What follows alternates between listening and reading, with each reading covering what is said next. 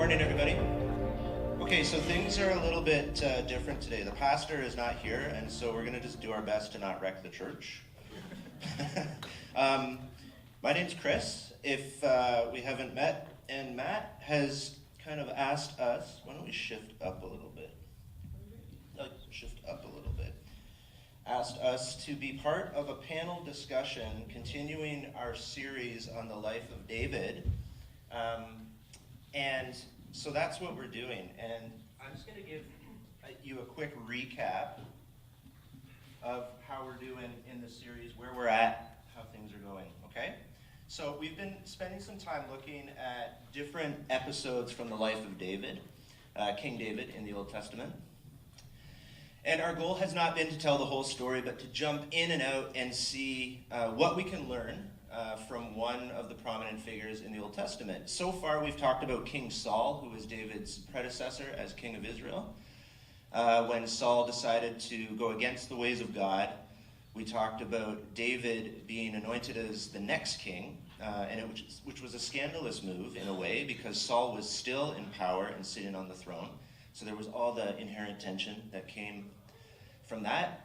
And then last week we introduced the topic of the Psalms, because not only was David a man after God's heart, he was a shepherd, a warrior, and champion, but he was also a musician and a poet. Very cool. Then we talked about how the Psalms give voice to the full range of human emotions, joy all the way down to sorrow and anger, which is all part of the human experience. And then in the coming few weeks, we're going to take a closer look at some of the specific Psalms of David. We'll dive into that with Matt when he gets back. But for today, we jump back into the story of David's life from 1st and 2nd Samuel. And we're going back into the narrative flow, and a lot has happened since we were last kind of in the story. David has become the king. He's the king of Israel. And after a long period of battle and tension between the house of Saul and the house of David, and Saul was trying to kill David, not cool. David has had great military success. He's widely known for his victories. He's grown in fame and power, and now he's the king of Israel. And this is where we pick up the story this morning. So Nate, I'm going to ask you to throw the scripture up. We're going to read it, but I just want to do a quick side note about today.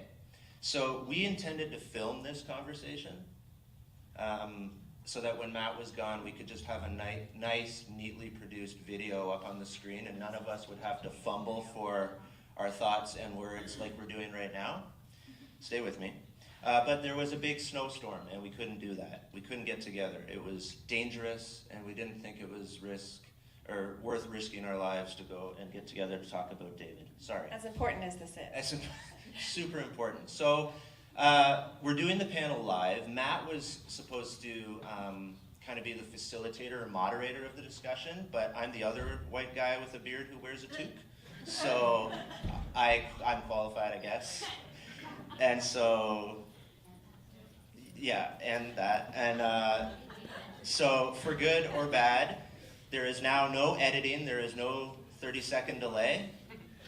Matt should have known better, but here we are. And so we're going to dive right into the story, okay? And I want you to track with the story. It's 2 Samuel 9, the story of David's kindness to Mephibosheth. And pay attention to the details, and we're going to track together. Sarah's going to read it for us, okay? One day, David asked, "Is anyone in Saul's family still alive? Anyone to whom I can show kindness for Jonathan's sake?" He summoned a man named Ziba, who had been one of Saul's servants. "Are you Ziba?" the king asked. "Yes, sir, I am," Ziba replied. The king then asked him, "Is anyone still alive from Saul's family? If so, I want to show God's kindness to them." Ziba replied, "Yes, one of Jonathan's sons is still alive. He is crippled in both feet." "Where is he?" the king asked. "In Lodabar," Ziba told him, "at the home of Machir, son of Ammiel." So David sent for him and brought him from Machir's home. His name was Mephibosheth. He was Jonathan's son and Saul's grandson. When he came to David, he bowed low to the ground in deep respect. David said, "Greetings, Mephibosheth." Mephibosheth replied, "I am your servant." "Don't be afraid," David said. "I intend to show you kindness to you because of my promise to your father, Jonathan. I will give you all the property that once belonged to your grandfather Saul, and you will eat here with me at the king's table." Mephibosheth bowed respectfully and exclaimed, "Who is your servant that you should show such kindness to a dead dog like me?" Then the king summoned Saul's servant Ziba and said, "I have given your master's grandson everything that belonged to Saul and his family. You and your sons and servants are to farm the land for him to produce food for your master's household. But Mephibosheth, your master's grandson, will eat here at my table." Ziba had 15 sons and 20 servants.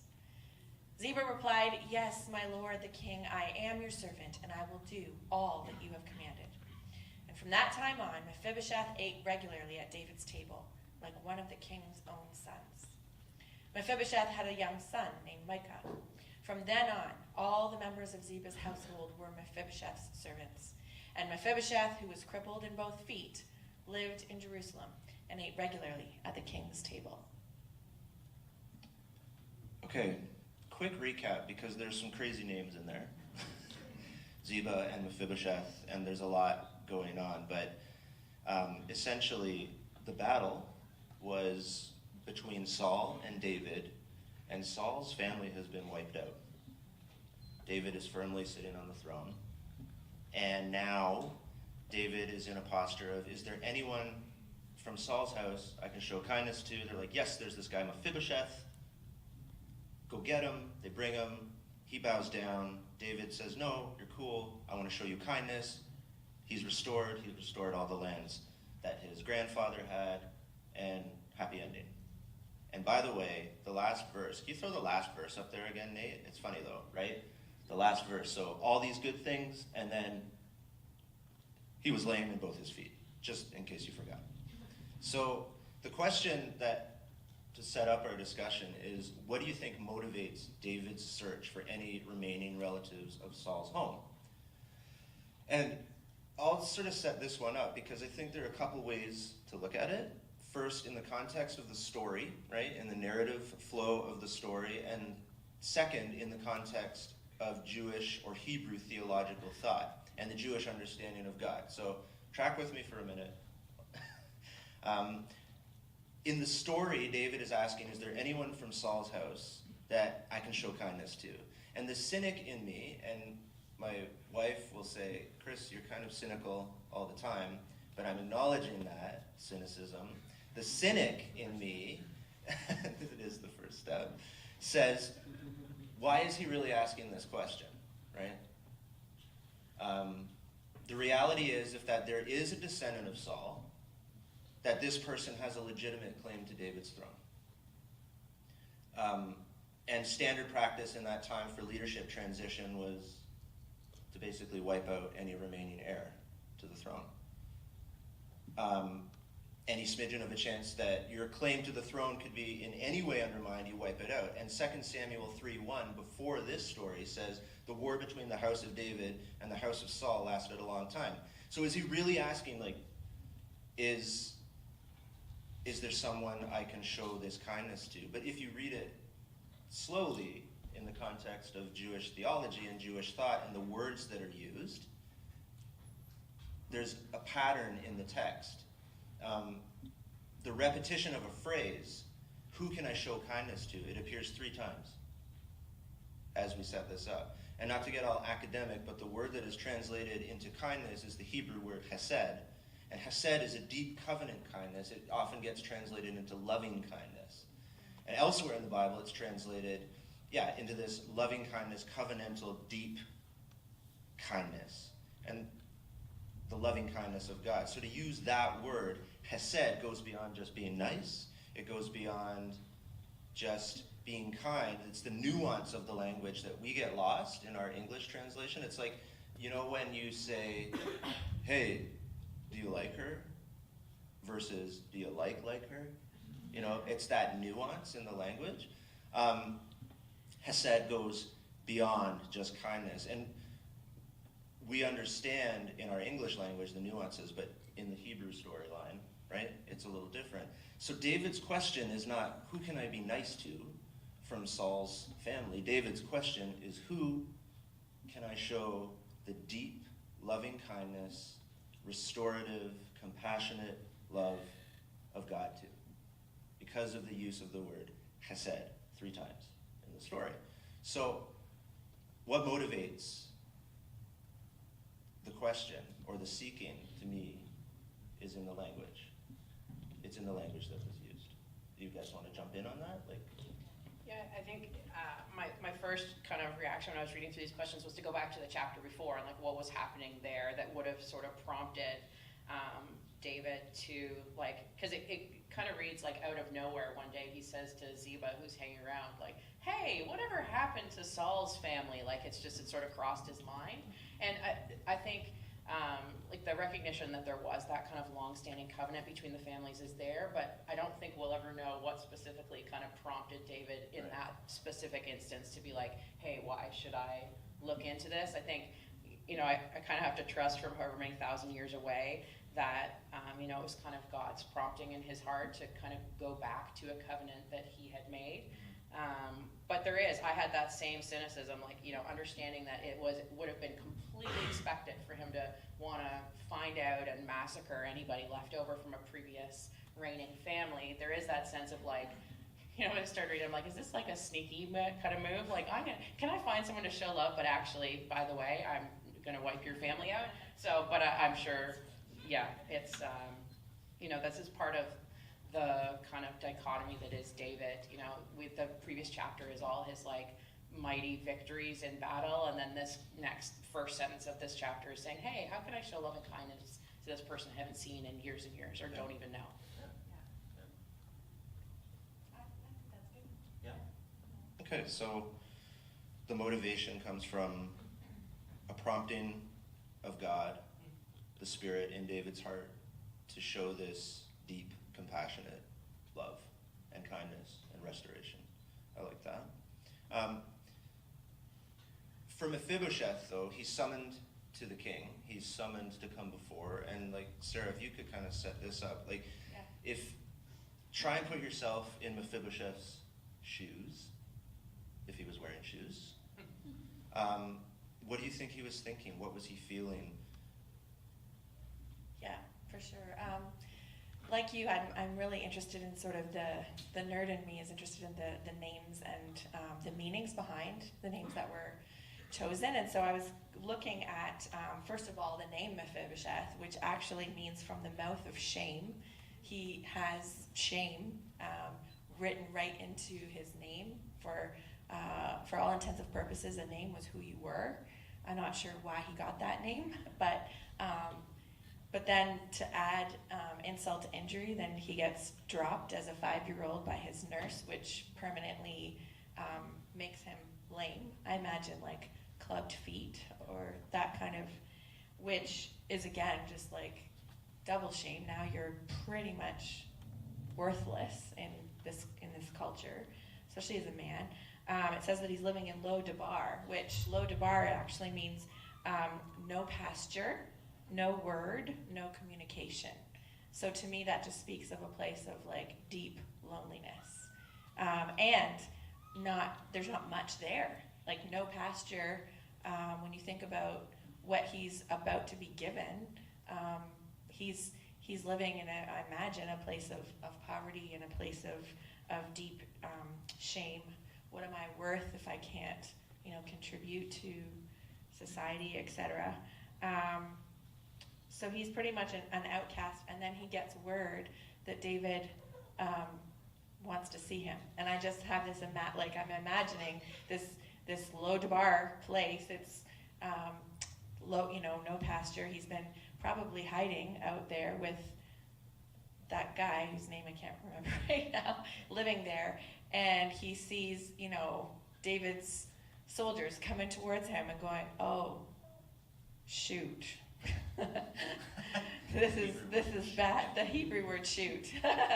This is bad. Like, they're coming. Okay, this is it. I can't believe I've been alive for as long as I've been alive, but here they're coming, and yep, the king wants to see you. Okay, like, this is it. We're doomed. And then he comes and he gets quite the surprise of David showing this hesed, this loving kindness, saying, I'm not just going to give you the land that was restored to you. I'm going to let you sit at my table like you're one of my sons, like the highest honor a king could possibly bestow upon anybody. I wonder if he knew of his dad Jonathan's friendship with David, and that's probably why he's just totally shocked. I mean, I think there had to be some secrecy there with the friendship between David and Jonathan, I'm imagining, so that even that he didn't know that there's maybe a chance here that David will show kindness. So just the total shock of being in that place of shame, of being in that place of loneliness, of poverty probably, or very little, and then the shock. I can't imagine how big that would have been.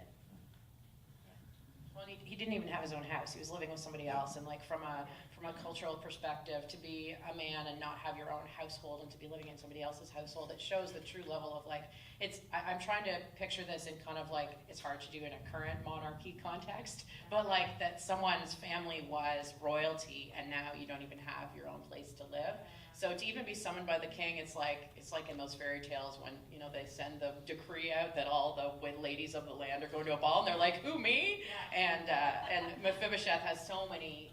So that's the first time I've said his name correctly. I'll have you know. That's he has so many strikes against him, even as it starts. He must have been terrified.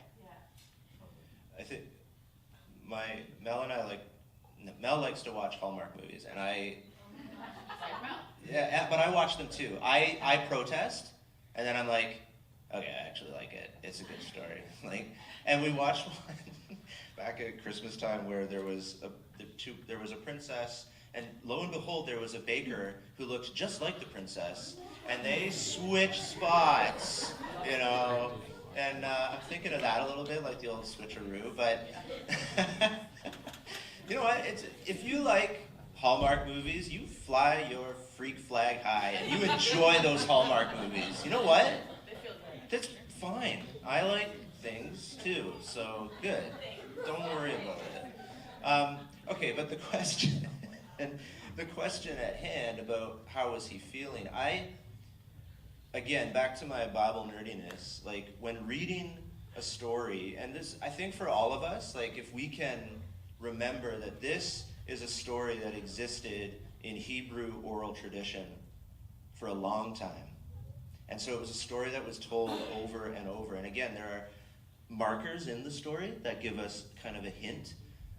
If you remember back to the beginning of the series where David is out in the fields looking after the animals when the king is to be selected, there's this recurring theme of people not seeing David for who he is. There's this recurring theme of people not seeing David in light of what's going on in here and discounting him. And so this is no deviation from that theme. I want Mephibosheth to come, go get him, and Mephibosheth is scared because he has no idea what's going to happen. And maybe, we'll dive further into this, into the next kind of section, but Mephibosheth comes with this already made up in his mind. He knows how this is going to go. He knows how what's going to play out. And David's intentions are radically different, right? And so I don't know, I haven't fleshed this out a ton, but I'm thinking of when we communicate as followers of Jesus, when we communicate as a church, as a community, who we are, how is that being interpreted on the other side?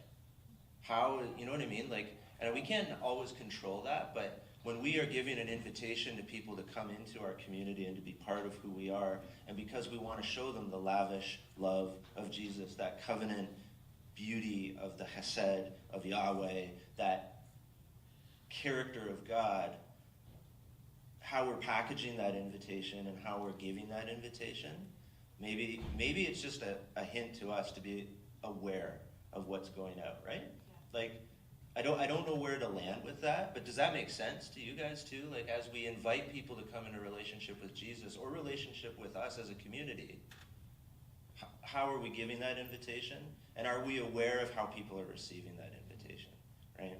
I wonder if that's just put a pin in that and continue to ask that question as we move forward together as a church family. Add to that, yeah, for sure. I was, just as you were talking, I started thinking, linking his Mephibosheth's response is, like, I'm your servant. Just, what can I do? You know, maybe this was his last ditch attempt, that maybe if he'll just see me as somebody who could help him as a servant, then I won't get, killed or whatever. Right. So, and I can't help but think about much later, when Jesus offered the prodigal son parable, where the son, for those of you who know, like the son who rebelled and did pretty much everything his father taught him not to do, when he realizes, he comes to his senses and he wants to come back, he thinks, the only chance that I have maybe is that Dad will accept me back in the house as a servant. That's the only chance I've got. So, and then of course in this story as well, his dad does the opposite. He surprises him. He just throws this huge, lavish party and says, welcome, you are my son, you were lost, but now you're found. And it's like, this is the theme of this book, that, our holy book, is that we're constantly getting surprised. We're constantly getting, flipped, that Jesus is just so, heretical in the ways that he is approaching people according to the law, according to scriptures. And so, getting back to your question, I think that's a really great question, Chris, in terms of, so then how are we flipping what is considered normal in our society, in our world? I would love to keep exploring this question in, our midweeks and in our coffees that we get together or whatever. But how are we so different in terms of extending that lavish, loving that Hesed kind of love to each other, and most importantly to the people in our community and around us, where they just go, whoa, that's not normal. That's not how it's supposed to, how I was taught about right and wrong and justice. Right. I think it's interesting making the tie between people kind of looking in at the church to our friend Meth, looking at, expecting David to be there to kind of take him down, and for his assumption to come in like, I'm like a dirty dog. I think, it's from my vantage point, if I was Mephibosheth, I'd be like hedging my bets that maybe if I go in and say that I already know you have the right to kill me and I'm worthless, then maybe he'll be less mad and won't kill me. But Mephibosheth must have known the riches and the land and what was kind of owed to him, he was entitled to as a grandson of the former king. And so to go in and to have to further kind of shame yourself in front of the king, I'm already lame, I already have a name that says I'm ashamed, I already don't have my own house, I'm already poor, and to say I'm a dirty dog, which culturally my understanding is pretty much saying you're as low as you can be. Yep. Just kind of hedging his bets that, like, maybe if I just kind of, I can skate past this one. Yeah. And so for David to so quickly say, do not be afraid, and that phrase that we hear so often through the Bible, must have, for Mephibosheth, just like kind of turned it around and be like, oh my gosh, this is not kind of what I anticipated. This is one of those, it's like the pictures of the people when they win the lottery, the like overwhelmed crying faces. Yeah. Because this really what this is for this guy, his expectations were not this. And to then not just be saying, I'm going to give you what's owed to you and get out of my throne room, but also now I want you to be part of my inner circle, to eat at the table with me, to be part of my group or whatever the kind of the people who would eat at the king's table would be this place of honor. And it's like, I had written a comment when I was thinking about this. This is just such an example of God's kind of upside down kingdom. You know, that the people who have the least in every single way, so many strikes against them, invite them to come and sit with me and eat at my table and be part of what would be considered kind of higher society is available to you, even as someone who should be my enemy. Yeah, and just like maybe one last thing, I don't know if this will open up a whole other can of worms, but the invitation to Mephibosheth to be part of David's circle will require accommodations. Mephibosheth is a disabled guy, so he will need to be able to get to the table. Space will need to be made for him to be included at the circle. And yeah, that is, when you invite someone in, make sure that you can actually accommodate them and have them there, and not even accommodate, but that they are fully part of the experience. So when David restores Mephibosheth, he gives him back all the land, like you mentioned. All of the stuff that belonged to his grandfather Saul, thinking that the grandfather was actually the king of Israel. That's substantial, as you said, the happy crying. Giving up some of his own, he would have those things now. Yeah. They would be David's. Yeah. Right? And then he would always welcome him at his table to eat. Why do you think Meph reacts the way he does? You know, the words, what is it? Why? I think in one of the translations, why do you see me, or something like that? A dead dog. You know, like, why are you giving me this invitation? Like, here, Mephibosheth, you're being invited to be here. I'm restoring you. Why me? I'm a dog. You know, Matt had sent me, consider Psalm 8, written by David himself. When I look at the night sky and see the work of your fingers, the moon and the stars you set in place, what are mere mortals that you should think about them? Human beings that you should care for them. Like, David in his writing has this theme as well. But to you, Megan, like, why does Meph react this way? I think it's part of the humanity. I find the Old Testament stories challenging because the way that God interacts with his people is so different than what we see from Jesus in the New Testament. And yet the thing that I love about the Old Testament is the humanity of people. To see, that this guy with crippled legs, Mephibosheth, has been living in poverty, and then to come back and the human reaction is to assume you're going to get killed and to, be surprised and to be shocked by what's happening. And I think I love seeing the responses where the only thing we can say is, like, it's only human that someone would respond that way, even in the most unlikely of circumstances. And so to see, this guy be shocked by what's happening, and to see this kind of like backwards kind of display of grace to someone that wouldn't be expected in the culture is just part of the same kind of reaction I think that any of us would have in these like super unfortunate circumstances. And so to see, just what, how we see ourselves in those people, and to see how we see God in those situations, I think is just part of, kind of connecting to the story of God through Scripture as a whole. Yeah. I like the fact that David invited him to sit at the table every day. That this was a daily thing. This wasn't just like, we're going to let you grace, royalty here for one special, walk the red carpet day, and then you'll just have this lovely memory. But it was like a daily, that you're being reminded. And for those of us who have gone through a journey of therapy, I think of like, how long did it take if he has been reminded that, you are shame, you physically and, even in your name embody shame. Like, that's just something that he's grown up with for so long. I wonder how long, and could the daily sitting at David's table be sort of like therapy? Because it's like, I'm sure it didn't just take a week. Okay, I'm good now. I guess I am valuable. I guess I do have worth, but it's just this daily, like, let's retell the stories of what I've been telling myself for my entire life, which is that, like, I'm a dog. So, yeah, I hope that he got to that place of, like, recognizing his value as a person and recognizing his belonging at the table. Yeah, I don't think I've ever relied so heavily on the Hallmark movie motif. But in all seriousness, you know, you watch those sort of switcheroo movies, and you know there's a start and a finish to the switcheroo. The baker's going to go back to being a baker. The princess is going to go back to being a princess.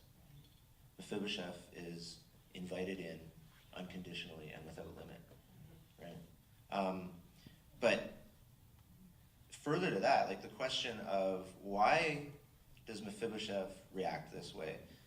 The questions I wrote down were, has he been subjected to the narrative of him being less than all his life? And we can't know for sure what the cultural understanding of people with disabilities would be, but I don't think it's too far a risk to say that they were almost certainly marginalized, if not intentionally, at least by the time that they lived in. Like, you know, going up to the spot where you sacrifice the goat, nobody was thinking, oh, you know, we need a ramp there for Mephibosheth, you know, so he would have been marginalized by just the way culture was. So if he's not fully trusting of David's intentions, like maybe we talked about earlier, and he's partially conditioned throughout his entire life to see himself in a certain light, to see himself a certain way, then the reaction is not surprising, right? There's a sense of being confronted with mercy and compassion and love beyond expectation, and almost always there's that innate human thing that makes us go, I don't deserve this. I don't deserve this. No, it's okay, you deserve, no, I don't, you know? And we fight it. We fight that mercy. We fight that, big. The last sort of section that we're going to talk about, and then we're going to throw it to you guys to have some time to really focus on the story in small groups, is, you know, why do you think the author mentions twice that Mephibosheth was lame in both feet? Because I don't know if you noticed in the story, but there's the setup in the passage, there's the setup of the story of what's happened. There's a mention of this guy Mephibosheth who has this physical disability, and the very last thing, Nate, throw it up there again, just so, you know, the last verse of the scripture, like the very last phrase in the story, after he's been restored, and after he's been made whole, and after he's been given all these great things, and he's not been killed by David, and everything's hunky-dory, and he was lame in both feet, right? So it starts and it finishes with that. And I did a little digging on sort of ancient attitudes toward disability, just for my own information's, you know, my own curiosity. And there are, like, academically speaking, there are mixed opinions. Some say that it was just negative. There was a negative attitude toward people with disability. And some say it was just acknowledged as part of life. Like, there was this indifference, like, oh yeah, he's got club feet. Yep. Like, no not necessarily a judgment against him as a person because of that, but just, yeah, he does, matter of fact. Life goes on. Bippity boop, you know. But interesting, like, in ancient Greek thought, and I only put this out there to say it gives us a picture of how the ancients may have thought of this. In the Greek pantheon, there's this Greek god, small g, Hephaestus, and he himself was actually disabled. And he wasn't like the patron god of people with disability. He wasn't the patron god of people with clubbed feet. He was a blacksmith. He was a craftsman. He was the patron god of people who made things, people who worked with steel and iron, I guess bronze. They weren't manufacturing steel back then. But it wasn't even mentioned, like in sort of the approach to this Greek deity, it wasn't even mentioned that he had club feet. It was no big deal. So I say that to say it doesn't seem like it was a big deal. there are mixed opinions as far as disability and antiquity, but take that for what you will. But within the story, the question is it relevant? And the answer is yes.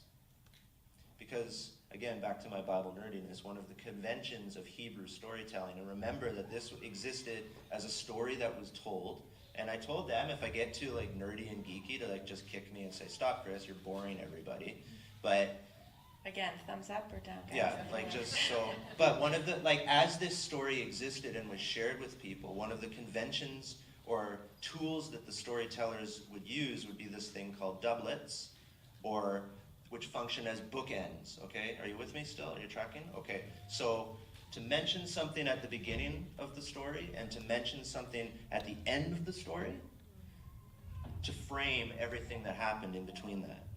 And this is, you notice when you read the story, Mephibosheth doesn't enter into the narrative until it's mentioned that he has club feet, or that he's lame, and it ends with him. So I think that's cool. And the repetition of a theme will indicate importance. And you will see this in other places. If you read the Old Testament, you will see, you'll read a section and it will start with a phrase or a statement of a certain setting or state of being, and it will finish again with that phrase. And then, so you read everything in the middle of that kind of bracket in the context of that. And it's kind of the same principle with Hebrew words that we talked about earlier, the word hesed, that loving kindness, that covenant goodness of God. It's repeated 3 times. So again, the question, is it significant? Is it relevant to the story? I would say, yeah, it's relevant to the story because the question is asked, who can I show kindness to? Oh, Mephibosheth you can show kindness to. He's lame in both feet. All the stuff happens. All the goodness happens. And this is the story of Meth. This is how they end it. And he was lame in both feet. So it's important. And I think we can unpack maybe after we discuss as a group why it's important. But is it important? Do you guys have anything to add to that? Did it strike you? What did it do to you as you read the story of Mephibosheth and it just was bookended that way? I'm surprised that some scholars, personally I didn't know that some scholars thought that maybe some people would be indifferent, because I just, in my mind, as I imagine humanity in general, we are always trying to keep with similar people that think like us, that look like us, and that anything that is other than quote-unquote normal is sort of shunned. That's just us as humans. So it's surprising to me when I read that at the beginning and at the end, all I kept thinking about was, well, that must mean because the writer really wants us to know what a big deal this is. By the way, don't forget, he's sitting at the king's table, and clearly he doesn't belong, because he's got club feet. Right. We've got, Solomon and, Absalom, or all these, Abner, the royalty, and then, physical picture, he's walking in like this to dinner. Yeah. It's a real noticeable. So just that, to me, that was just the writer going, don't forget, this is huge. This is upside down kingdom. There was, as I was reading some commentaries, thinking about this, they were pointing out that Mephibosheth's situation changed, but his physical situation didn't change. That he still had this reminder of kind of a previous existence, and kind of what was the significance of that too, and coming into this incredible new kind of life, and yet still having this affliction to a certain degree that he'd been dealing with from the start. And I'm not really sure what that, because there's no reason why suddenly being welcomed into David's household would fix his feet. No. And yet, there's just, it's kind of pointing it out that it's something he's still living with. And I think too, when you think about, some of the stories where Jesus was healing someone who was crippled or whatever it was, that there was the question of remember who sinned, this person or his parents, that he should be disabled. And we know the circumstance here, it was an accident that caused this, but there could have been community kind of assumptions, and that was even his disability part of, Saul's family's heritage. And so for even further for them to welcome him into the king's space when, people could have been saying, you know, I can imagine other people in the King's circle like, oh man, like why are we saddled with this guy now? And, you know, he's bringing his family's shame on us and all of those kind of things. And so there's a reminder that even in the kind of change of circumstances, that people are still dealing with the legacy of what their family and their life had for them before that. Sure. Yeah, and again, like the relevance to the story piece is that all of what you said, like his family legacy is one of shame. Yeah. His family legacy is it's been a bloody, brutal, violent time. And in fact, his injury, when he was dropped, they were running from a violent encounter. So his life has been kind of marked by this violence and brutal, just sort of the grossness of what was happening. And I think, yeah, like he is welcomed in. Nothing changes about his feet, but his circumstance is radically altered, right? Totally important.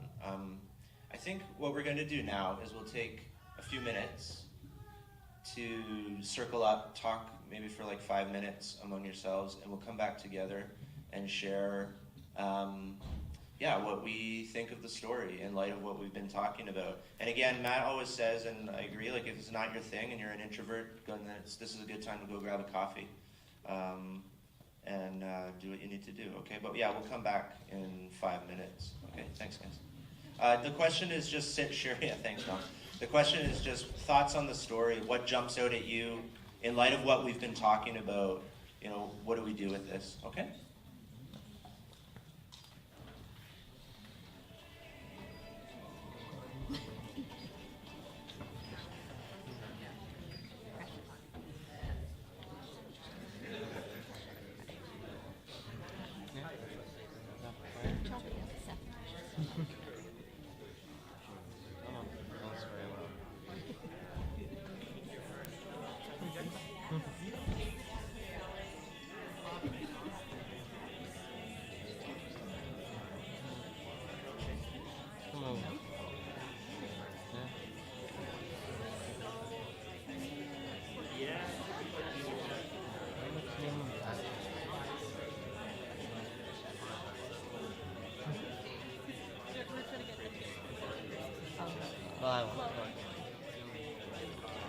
Mostly we're trying to get Linda order.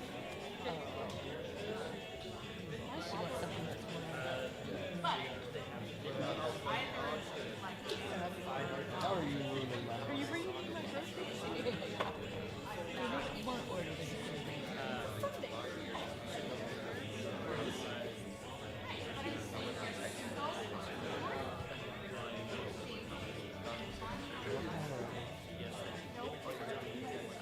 They were saying that there was kind of there might be power outages in Oakville. It's like, oh, this would be the building where it would go. There's no answer. It was supposed to start this morning. It was supposed to go overnight.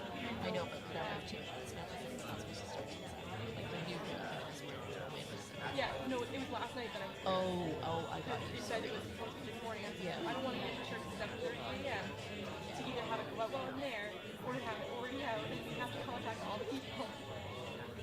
I was surprised when I got it this morning. Yeah, it was not raining. Incredibly loud.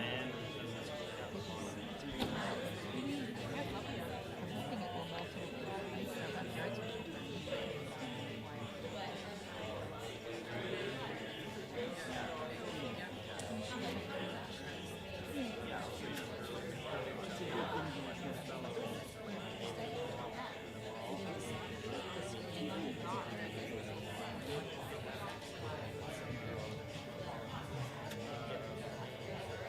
You guys up to today?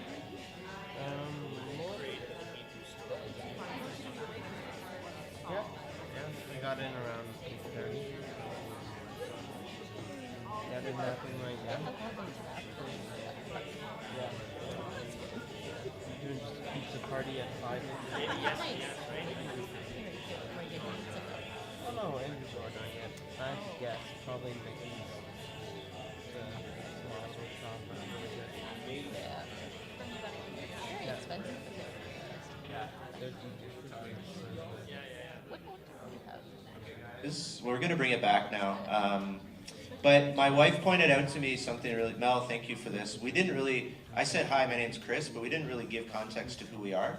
So, yeah, there's the look. And so I think we're going to say hello real quick and tell you like a quick snippet of who we are. Go, Sarah. Okay, so I'm Sarah Brown. I've been here at Reunion for the last couple of years. I spend my time, a good chunk of my time, as a funeral celebrant, so giving personalized storytelling funerals for people that don't have connections with churches or ministers, and also speaking in a number of different contexts, other churches, women's retreats, etc. Like this kind of stuff is my jam. I'm Megan. I've been around Reunion since the living room days, so it's fun to see where that's evolved to. And while I'm not here at Reunion, I lead the Mississauga Food Bank. And my name's Chris, also part of the Living Room Days revival that happened at the Vincent Estate. My background is in, I was a pastor for 11 years in the United Church of Canada. My background's in religious studies and theology. Now I work for International Relief and Development Organization in church relations. So that's who we are. Let's hear from a couple, 2 or 3 of you guys. So thoughts, like what did you come away with? Who wants to share? Anybody? Yeah, Wayne. I always question why did God choose that this passage would be in our scripture for today? Yeah. And that God's got a principle in this. Yeah. And on Friday, I spent lunch with Nancy's parents who are 94 and both wheelchair bound and can't get out. And then I had dinner with my dad who's 93 and goes 100 feet in his walker and then has to sit down to rest for 30 seconds so he can go the next 100 feet. And then my friend Barakat showed up from Ethiopia, and in Ethiopia, if you have a disability, you end up being shunned. You're put aside, and no one even knows that you're part of the family. And here's God choosing to put a passage about the king, the most powerful person on planet Earth at that time, is inviting the person with disability, the person with lack of ability, whether that's mental or physical or being shunned, to the table. And what's my responsibility here? Yeah. Thanks, man. That's good. Can we hear from maybe one more? Yeah. To pick up on that, 3 of us were struck by your comment of the accommodation. Like, what of the table, of this table, what are we letting go of? What are we changing? What are we enabling to bring people to the table? Yeah. And how are we that takes a great deal of introspection as well as looking outward and saying like, who's not here and how come they're not here. Mm-hmm. So that was really good. Awesome. We're hard on time here, guys, because we talk a lot. And sorry. But I think what we're going to do now is we're going to land on sort of our takeaways and maybe put some questions out to think about for the week upcoming, okay? So, and then we're going to move into our time of communion together. Go ahead, Sarah. Yeah. I think, really for me, the biggest takeaway is just this kind of reminder of God's nature. And even before, kind of like I said before, even before Jesus was in the story, the grace that, we're all hiding from something, we're all poor in a way, we're all lame in a way.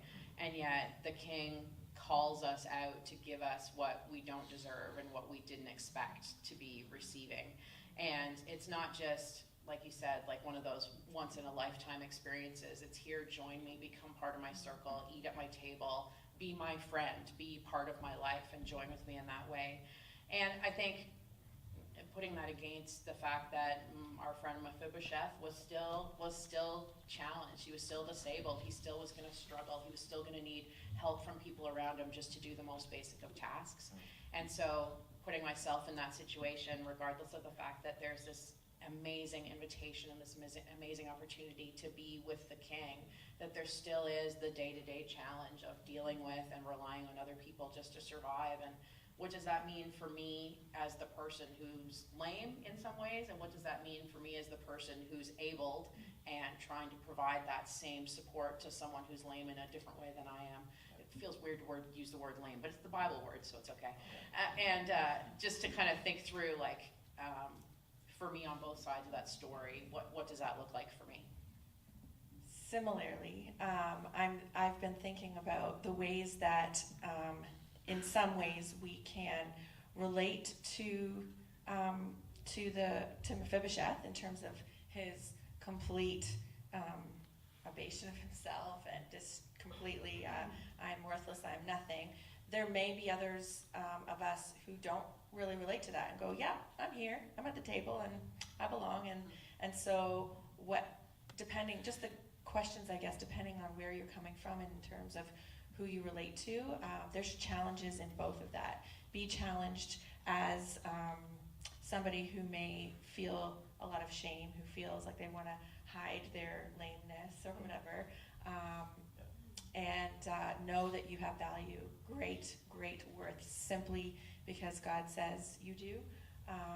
And then for those that are maybe, feeling privileged, feeling like they don't struggle with maybe those same kind of thoughts, to, again, like Heather so beautifully just said, like, who's at my table?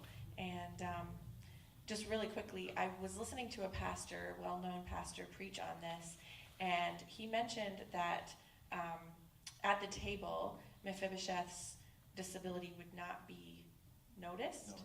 He would just be, he just, his clubbed feet were under the table, and then there was part of me that was like, oh yeah, that's nice, but then I thought, but what about, the disability that is noticeable? What if it's, the Down syndrome person or whatever that's physically, or the disabilities that are just more noticeable for other people? That's important, I think, and I don't think we want to sort of go, you're welcome as long as you can hide. Right. There was something about that pastor's interpretation that didn't resonate with me, but, you're welcome. You still have that disability, and you still have a place here at the table. Yeah, and I think, so for me, like, personally, the story, the takeaway, and I think, like, to put it out to y'all as well, to say, in the story, David asked the question, who can I show God's kindness to? So if you are going to ask that question, be prepared for the answer. If we as a church are going to ask that question, then we need to be prepared for the answer. And it really strikes me how steeped Jesus is in the conventions of the storytelling, and how probably this impacted his life, because I think of this, what was the parable that you had mentioned? Sure, the prodigal son, and that restoration piece, or the parable of the Good Samaritan, where the question is asked, who is my neighbor? Again, probably linked strongly to this kind of story. The question, who can I show kindness to? Who is my neighbor? So if we're going to ask the question, we need to be prepared for the answer. And I think part of us as a church and part of us as a community is centered on our culture statements, and one of those is a culture of people, or a culture of table. Like, that's sort of written into our DNA as a church, as a community. And so to say, we're going to ask the question, and we're going to move into a place after asking the question of being able to answer it in a way that is reflective of chesed, of the loving kindness, compassionate restoration of God, in a way that is compatible with and informed by the story of the Good Samaritan, the story of the prodigal. That's how the story of David and Mephibosheth, the story of putting restoration and mercy and loving kindness and expressing the heart of God to people, that's part of the answer, right? And I'm so encouraged that we can ask this question together as a church family and move in response to it. Yeah. Thank you. I'm going to ask Drew to come up now, and we're going to move into our time of table together. And I think, and thank you guys for kind of putting up with our rambly ways. That was fun. It was really fun. I am going to just set up our time. We do communion. We come to the table, and the invitation of Jesus is to sort of do what he did with his disciples at the Last Supper and break bread together. And I want us, as we approach today, when you come and you take the cup, or you take the bread and you dip it into the cup,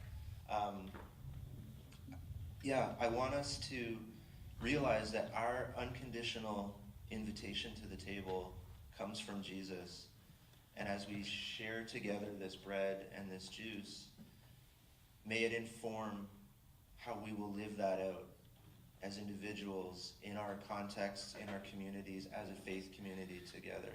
May we experience today the lavish invitation of Jesus, the openness of our Lord to want us and circle us in and bring us together.